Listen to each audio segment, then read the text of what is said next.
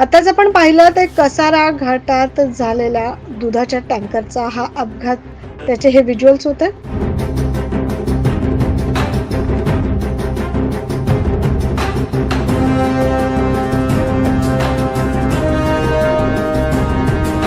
पाहूया नेमका कशा पद्धतीने हा अपघात घडलाय, काय प्रकार घडलाय.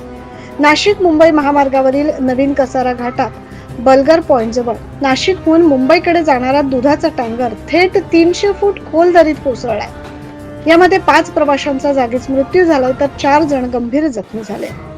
विजय घुगे, आरती जायभाव, सार्थक वाघ, रामदास दराडे, अशोक आढाव अशी मृत झालेल्यांची नावं आहेत, तर जखमींवर शहापूर उपजिल्हा रुग्णालयात उपचार सुरू आहे.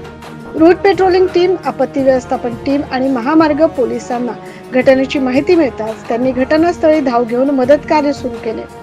त्यातच जोरात सुरू असलेल्या पावसामुळे मदत कार्यात अडथळा येत होता. आपत्ती व्यवस्थापन पथक, टोल कंपनी, पेट्रोलिंगच्या कर्मचाऱ्यांनी दोरीच्या सहाय्याने आधी जखमींना आणि नंतर मृतदेह बाहेर काढले.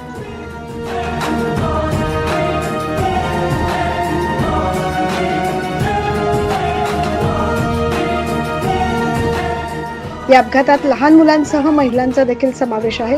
या घटनेमुळे नाशिकहून मुंबईला जाणाऱ्या तसेच मुंबईहून नाशिकला येणाऱ्या सर्वच दूध टँकरमध्ये मोठ्या प्रमाणात अवैधरित्या प्रवासी नेण्याचा मुद्दा पुन्हा समोर आलाय. अशा प्रकारे अवैध प्रवासी बसवणाऱ्या टँकर चालकांवर कारवाई करण्यात यावी अशी मागणी देखील नागरिकांनी केली आहे. Bureau report, 9 news Maharashtra.